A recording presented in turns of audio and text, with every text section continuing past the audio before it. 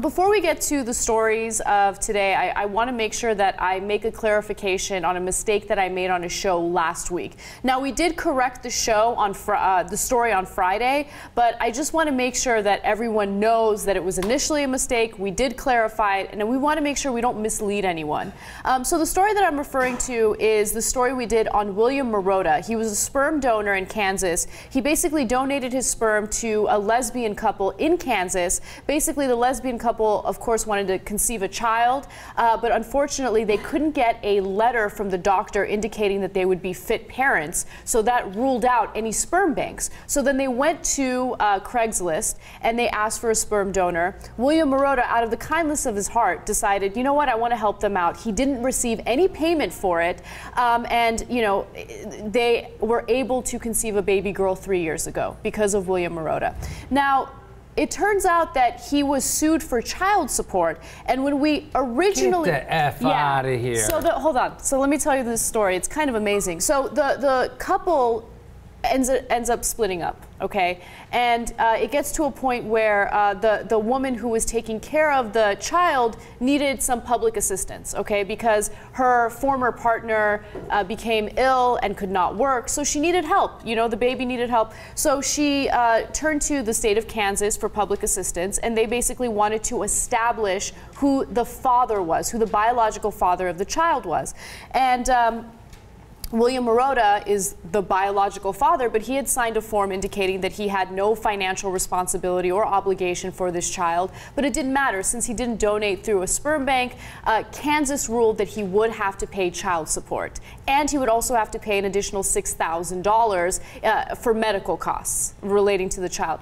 Wow. So when we originally reported that story on Thursday, it was my bad, it was my mistake. I reported that the couple was seeking child support, but that was not the case. It was the state of Kansas going after him, and the reason why they were going after him is because they do not recognize same-sex couples, okay? So that was my mistake. I realized it immediately. We wanted to take that story out of our members' archives because we didn't want to mislead anyone, but unfortunately, a producer here forgot to take it out of our archives, so the misinformation spread. The next day, we did make a correction to that story. In fact, let's go back to the story we did last Friday, correcting our errors.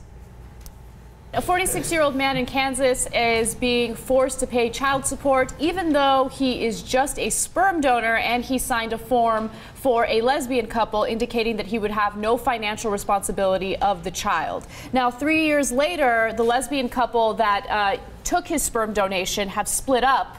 The woman who gave birth to the child cannot pay for certain, is not able to handle certain financial obligations, and her partner, or her former partner, has an illness that prevents her from doing work. So as a result, the mother was seeking child support or some sort of social aid from the state. Public assistance. Yes, right. Public assistance from the state. And the state basically said, well, who's the father of the child? And they don't recognize same-sex couples, okay? So when they found out who the paternal or who the biological father was, they went after him for the child support. And even though he signed that form, it meant nothing because he didn't go through a licensed physician to donate the sperm. Now, this guy got screwed, man. All right, so we clarified it. By the way, I didn't realize how unbelievably distracting Cenk was in that video. You see it? Why is Cenk not paying? What was wrong with him? What was he doing? No, but okay, not to distract from the whole purpose of bringing this up, but every once in a while when I'm reporting a story, Cenk gets into ADHD mode, and I'm just like, it's so distracting, I can't finish the story. But anyway, so we re-reported the story with the facts, and we were intending to take down the misleading video, but someone forgot here. Anyway, look, the point is, there was no ill intent there. We did not mean to demonize the gay community. Of course, anyone who watches our show regularly knows that we're very supportive of the gay community, and it's almost absurd. I mean, it's like someone who isn't racist trying to say that they're not racist, right? It's the most awkward thing on the planet. But I just want to be 100% crystal clear. That was an honest mistake, okay? I misread an article, and I don't